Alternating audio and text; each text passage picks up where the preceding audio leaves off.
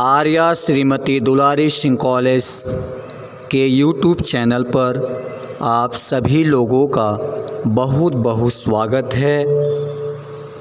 DElEd VTC second semester के यह science के दूसरे भाग केमिस्ट्री का लेक्चर, यह आपका दूसरा वीडियो आपकी केमिस्ट्री का दूसरा पार्ट है। पहले पार्ट में हम लोग परमाणु की परिभाषा, परमाणु के संबंध में कुछ वैज्ञानिकों ने जैसे डाल्टन अपना कुछ विचार प्रस्तुत किए थे। उसके पश्चात आधुनिक वैज्ञानिकों ने अपने विचार को प्रस्तुत किया, डाल्टन के परमाणु सिद्धांत का विखंडन किया। इन सारी बातों को हमने इसके पहले पढ़ा पहले वीडियो में, और साथ में हम लोग परमाणु संख्या अर्थात परमाणु भार और परमाणु क्रमांक के बारे में भी पढ़ा। और आज हम लोग उसके आगे पढ़ेंगे और हम लोग सीखेंगे कि किसी भी नाभिक में यदि प्रोटॉन और न्यूट्रॉन या तीनों में से इलेक्ट्रॉन, प्रोटॉन, न्यूट्रॉन में से अगर कोई एक दो संख्या दिया है तो तीसरे संख्या को हम लोग कैसे निकालते हैं, इस बात को हम लोग सीखेंगे। एक छोटा सा इस पर हमने एक सवाल ले लिया, आपके लिए बना दिए हैं। चूँकि इसके पहले आपको पढ़ाया था कि किसी भी परमाणु में जो इलेक्ट्रॉन संख्या होती है वह प्रोटॉन की संख्या के बराबर होती है। चूँकि प्रोटॉन की संख्या ही उसका परमाणु क्रमांक होता है, इसलिए आपका जो परमाणु क्रमांक होगा वही प्रोटॉन की संख्या होगा। जो प्रोटॉन की संख्या होगा वही इलेक्ट्रॉन की संख्या होगा। इसलिए ये तीनों आपस में एक दूसरे के बराबर होते हैं। और हमने आपको द्रव्यमान संख्या के बारे में बताया था। द्रव्यमान संख्या क्या होता है? किसी परमाणु के नाभिक में उपस्थित प्रोटॉन और न्यूट्रॉन की संख्या का योग होता है। अर्थात नाभिक में कितने प्रोटॉन हैं, कितने न्यूट्रॉन हैं, उन दोनों की संख्या को जोड़ेंगे। जोड़ने के पश्चात जो आपका आएगा वही आपका हो जाएगा परमाणु भार।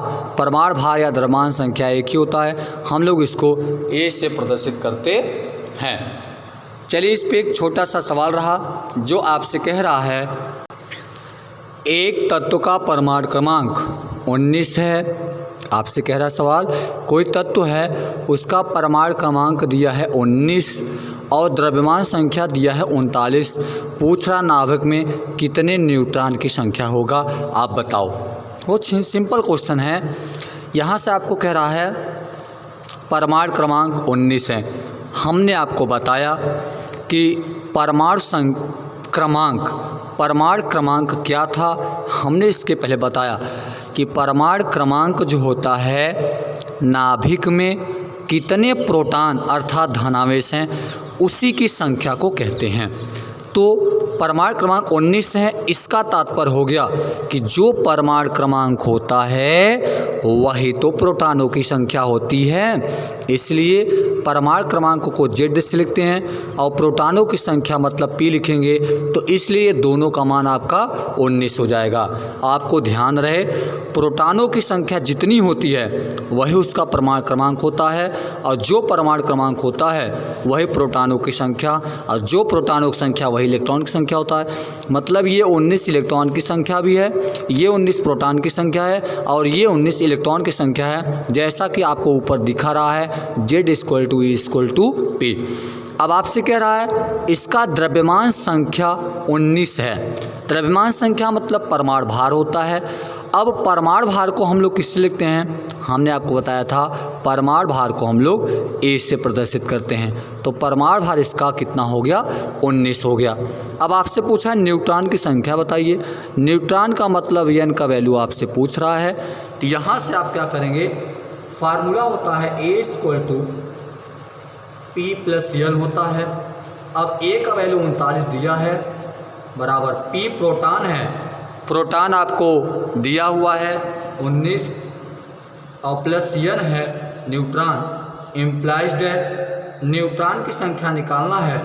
न्यूट्रॉन संख्या निकालने के बाद इस 19 को आप इधर भेजेंगे 39 में 19 घट जाएगा, आपका आ जाएगा 0,9 आपका इस तरीके से।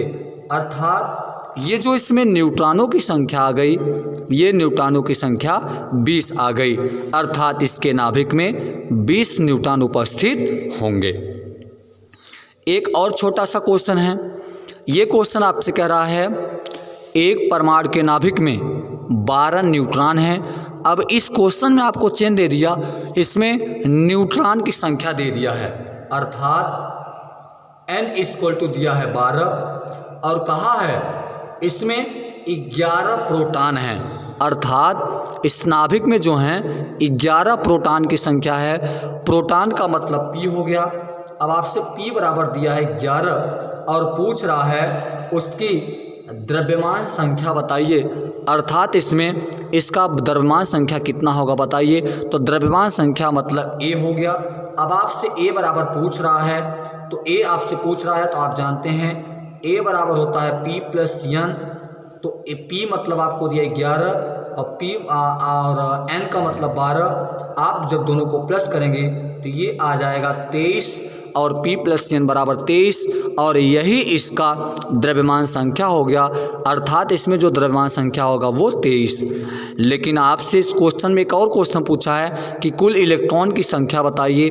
चूँकि आप जानते हैं कि जो इलेक्ट्रॉन की संख्या होती है वह नाभिक में उपस्थित प्रोटॉन की संख्या के बराबर होती है।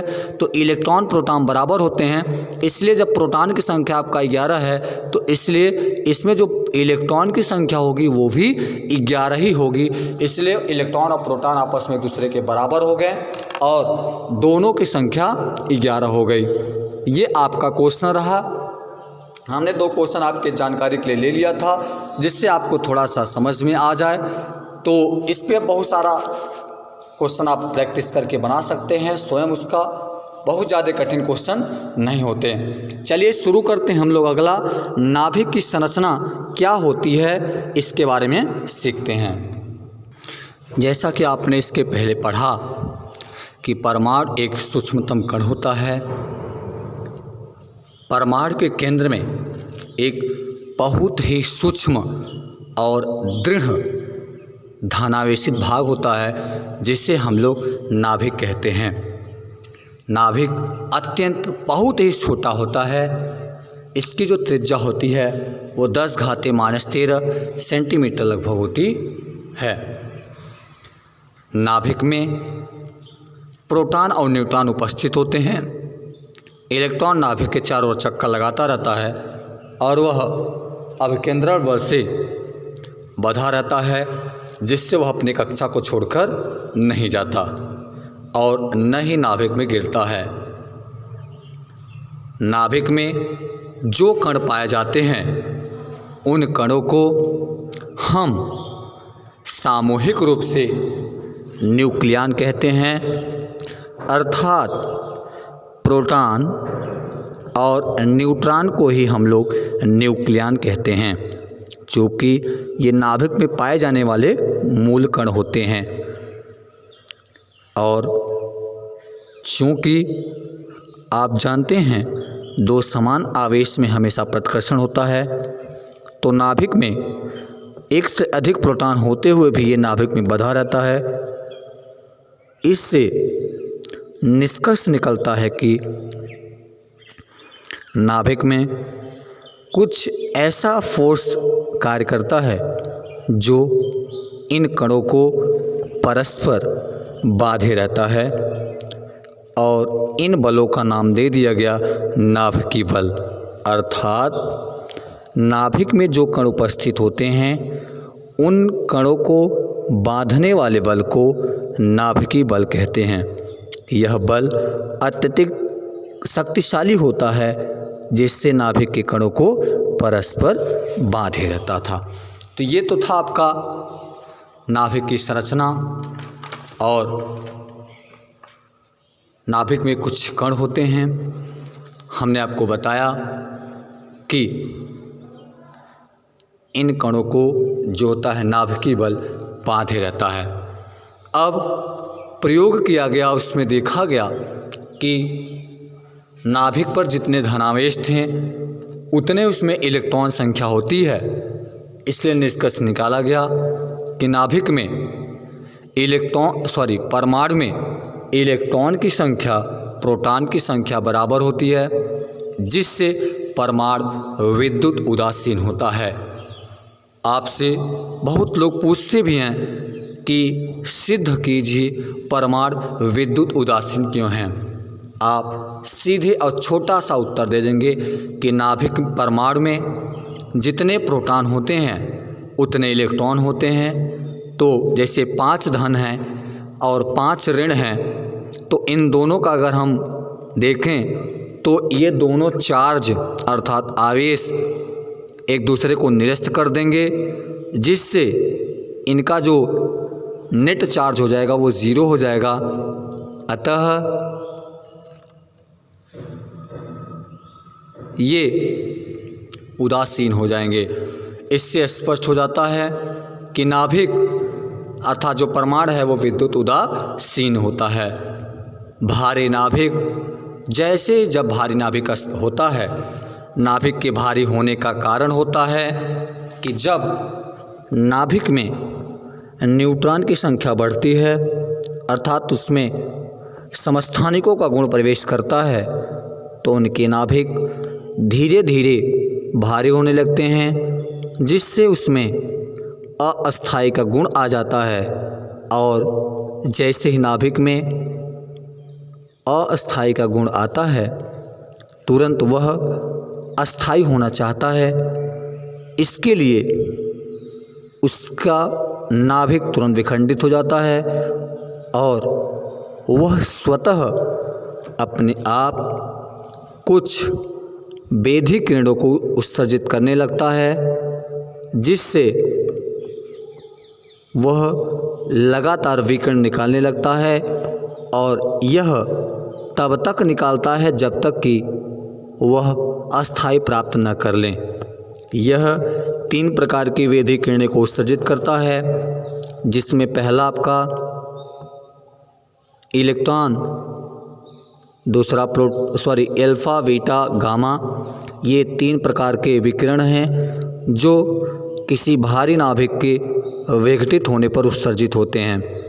लेकिन जो नाभिक हल्के होते हैं अर्थात उसमें n/p का जो वैल्यू होता है वो 1.5 से कम होता है, जिससे इनके नाभिक अस्थायी होते हैं। लेकिन जिन परमाणु नाभिकों में n/p का रेशियो 1.5 से ज़्यादा हो जाता है अर्थात अनुपात 1.5 से बड़ा हो जाता है, तो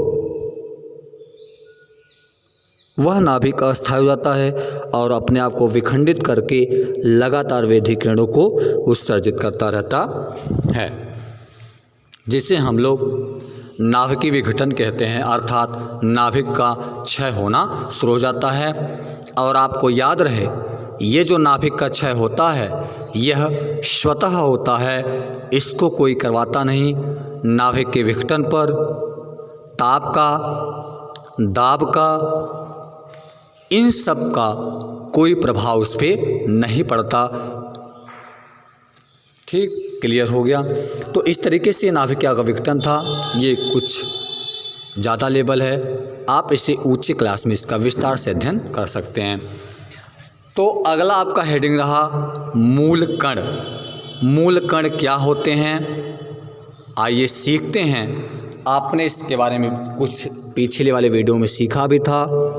चूँकि जानते हैं परमाणु का निर्माण, आधुनिक वैज्ञानिकों ने परमाणु को विभक्त बताया कि परमाणु को विभाजित किया जा सकता है। अर्थात परमाणु 3 प्रकार के मूल कणों में विभक्त है। वो 3 प्रकार के मूल कण आपके इलेक्ट्रॉन, प्रोटॉन, न्यूट्रॉन हैं। लेकिन आपको याद रहे कि परमाणु में बहुत सारे कण होते हैं। इन कणों में कुछ कण अस्थायी होते हैं और कुछ कण अपना अस्तित्व क्षण भर के लिए होते हैं और अपना अस्तित्व समाप्त कर लेते हैं, जिससे वे अस्थायी हो जाते हैं। तो परमाणु में इलेक्ट्रॉन, प्रोटॉन, न्यूट्रॉन, इनके अलावा अन्य और सारे कण होते हैं, जैसे मेसान, फोटान, न्यूट्रियो, एंटीन्यूट्रियो, पॉजिट्रॉन आदि ये बहुत सारे कण होते हैं, लेकिन ये अपना अस्तित्व क्षण भर के लिए रखते समाप्त कर लेते हैं, जिससे अपना विनाश कर लेते हैं और अस्तित्व समाप्त कर लेते हैं। इसलिए इन कणों को हम लोग अस्थायी कण कहते हैं। अस्थायी होने के कारण है ये अपना अस्तित्व समाप्त कर लेते हैं। और जो परमाणु में मुख्य मूल कण होते हैं वो यही इलेक्ट्रॉन, प्रोटॉन, न्यूट्रॉन बचा रहता है। इसीलिए ये परमाणु के मूल कण और अस्थायी कण माने जाते हैं। चूँकि मूल कण के संयोग तथा अभिक्रिया से ही इस ब्रह्मांड का निर्माण हुआ है। परमाणु की संरचना वाले 3 कण जिनसे हमारे पूरे परमाणु की संरचना का निर्माण हुआ, वो 3 कण इलेक्ट्रॉन, प्रोटॉन, न्यूट्रॉन हैं। आप सभी लोग जानते भी होंगे, किंतु कुछ काल बाद चतुर्थ एक नया कण हमारा सम्मिलित हो गया, फोटान। यही नहीं, धीरे धीरे फोटान में विखंडित हो गया और मेसान जैसे कण प्रकाश में आए। इस तरह कुछ अस्थायी और कुछ अस्थायी कणों को मिलाकर इनकी संख्या लगभग 30 तक पहुंच गई। अस्थायी कण 2 प्रकार के बताए गए हैं। पहला द्रव्यमान कण तथा ऊर्जा कण। इलेक्ट्रॉन, प्रोटॉन, प्रति फोटान तथा पॉजिट्रॉन ये 4 द्रव्यमान कण होते हैं। अस्थायी कणों में न्यूट्रॉन, मेसान तथा विकर्ण मुख्य हैं। मेसान 2 प्रकार के होते हैं, जिसमें भारी किस्म के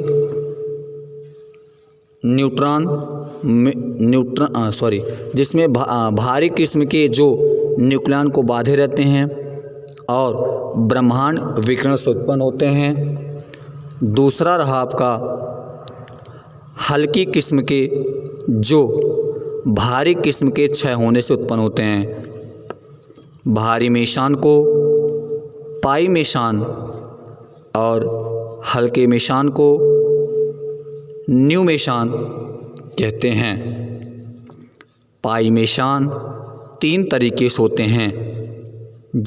पाई मेसान हमारे 3 तरीके से होते हैं, जिसमें धन, ऋण और उदासीन हैं। इनका जो अविष्ट, इनका जो प्रचक्रण होता है वह 0 होता है। म्युआनों के धन तथा ऋण 2 ही रूप प्राप्त होते हैं। इनका भार इलेक्ट्रॉन से 210 गुना और विकर्ण सर्वप्रथम 1948 में रोचेस्टर तथा बल्टर द्वारा किया गया। ये धन, ऋण तथा उदासीन कणों के रूप में पाए जाते हैं। उदासीन विकर्ण का भार इलेक्ट्रॉन से 2200 गुना अधिक होता है। इस तरीके से ये अस्थायी और अस्थायी कण मिलकर मूल कण, मूलभूत कण और मौलिक कण कहलाते हैं। और इन्हीं कणों से हमारे परमाणु का निर्माण होता है। और यही हमारे जो इलेक्ट्रॉन, प्रोटॉन, न्यूट्रॉन होते हैं, इन्हीं कणों से मिलकर के हमारा परमाणु का निर्माण होता है और ये मूल कण माने जाते हैं। हमने आपको बताया इलेक्ट्रॉन की छोटे छोटे, हमने तीनों कणों के बारे में छोटा छोटा बता देते हैं। इलेक्ट्रॉन एक ऋण आवेशित कण है। इस पर 1 इकाई ऋण आवेश होता है और इस पर -1.6 × 10⁻⁻19 कूलाम का ऋण आवेश पाया जाता है। इलेक्ट्रॉन का जो द्रव्यमान होता है बहुत कम होता है, अर्थात हाइड्रोजन के द्रव्यमान का 1/1837वां भाग होता है। दूसरा आपका प्रोटॉन है। इलेक्ट्रॉन का कोष थॉमसन ने किया था। दूसरा आपका कण है प्रोटॉन। प्रोटॉन एक धनावेशित कण है। इस पर 1 इकाई धनावेश होता है और इस पर जो आवेश होता है वो प्लस 1.6 × 10⁻⁻19 कूलाम का होता है। इसका जो द्रव्यमान होता है वो लगभग हाइड्रोजन के द्रव्यमान के बराबर होता है और इस पर विद्युत क्षेत्र और चुंबकीय क्षेत्र का प्रभाव पड़ता है। अगला हमारा जो कण है न्यूट्रॉन, आपको बताए भी थे, न्यूट्रॉन एक विद्युत उदासीन कण है। इस पर कोई आवेश नहीं होता है, न तो धन न तो ऋण होता है, लेकिन इसका जो द्रव्यमान होता है वो हाइड्रोजन के द्रव्यमान के बराबर होता है और ये जो न्यूट्रॉन कण है उदासीन होता है। इसी कारण इस पर विद्युत और चुंबकीय क्षेत्र का कोई प्रभाव नहीं पड़ता, अर्थात न्यूट्रॉन को यदि विद्युत क्षेत्र और चुंबकीय क्षेत्र से गुजारा जाए तो इस पर कोई फर्क नहीं पड़ेगा और न विक्षेपित होगी। तो ये आपके रहें इलेक्ट्रॉन, प्रोटॉन, न्यूट्रॉन, हमने तीनों के बारे में आपको बताया। तो अगली बार हम आपको मिलेंगे फिर से परमाणु की संरचना में बोर-बरी का क्या योगदान रहा। अगला जो हमारा वीडियो आएगा उसमें हम बोर-बरी के नियम से पढ़ेंगे और उसमें परमाणु की संरचना में बोर-बरी ने अपना कुछ नियम प्रतिपादित किया है, जिससे हम लोग अगली वीडियो में डिटेल्स, बहुत ही अच्छा टॉपिक रहेगा। आपको इलेक्ट्रॉनिक विन्यास करना, कोश, उपकोश, कक्षक, इन सारी बातों को अगले वीडियो में अध्ययन करेंगे। तब तक आप सभी लोग अपना पढ़ाई करते रहिए और अपना ध्यान रखिए। बहुत बहुत धन्यवाद।